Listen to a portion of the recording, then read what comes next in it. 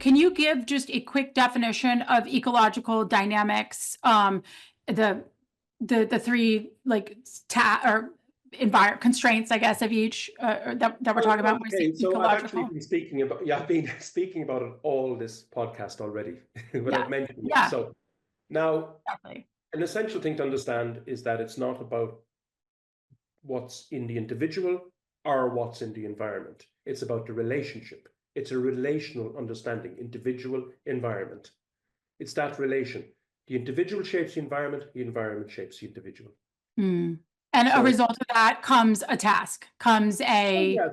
So individual, environment, task. So all coaching is constrained by there's an individual in an environment performing a task. Yeah. But when we take an ecological dynamics approach, we have principles for task design that can support us. So, I mean, kids just dribbling in and out of cones, that is an individual in an environment carrying a task, but it's very over constrained because the kids are just dribbling in and out of cones. It's not information that's representative. They're looking down, and then you have a game in soccer and you're wondering why they're not looking up. Right. You know? Yeah. So that's over, but that still is an individual. But the purpose of how you use constraints in task design is what's key to using this approach. So the first principle would be, and this is what I use with my students now. So let's get back. I've already asked what is skill, an ongoing interaction between individual environment over time, shaped by many factors over different time scales. What is football? Football is a dynamic, unpredictable sport. Yeah. How do you design tasks? So an ecological way of working with this would be, the first principle is representative learning design. Information in your task design is representative of information in the game. Now, it doesn't mean all direction. Yes, there's a relational thing. As I said earlier, if you're going to work in passing, there should be the opportunity to intercept. So this is kind of where I'm going with this.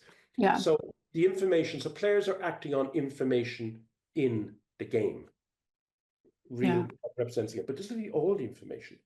The other one is repetition without repetition, which I went through, that there's variation. Now, traditionally, variation has been looked at negatively, but actually embracing variation is a good way of challenging players. Now, you don't need too much variation with young players when they're, but still, so that's why we call it repetition without repetition. That as I said, learning is not the process of repeating a solution, it's repeating the process of finding a solution. And then the last one is what we call manipulation of constraints, manipulating factors. And that could be like what I did with that team. I said, what I want you to do is to have a mid-block. And let's see what we're doing. And then we had some guiding principles, stop them playing through and around. So that was a constraint. I constrained them, but still they could behave in ways that's representative of the game. Now, to bring this into life, to task designs, I have this in my research work. We evolved this thing called the Foundation for Task Design model. You have a ball, you have an opponent, and that implies teammates or opponents. Ball, opponent, direction, you're going somewhere. There's a consequence. You lose the ball, opponents can go somewhere. And representative information. Now, this is key. You can have all these things, and still it won't be like most of them. Still won't. So you could say, we're going to play 4v4 and everyone must touch the ball before a goal is scored.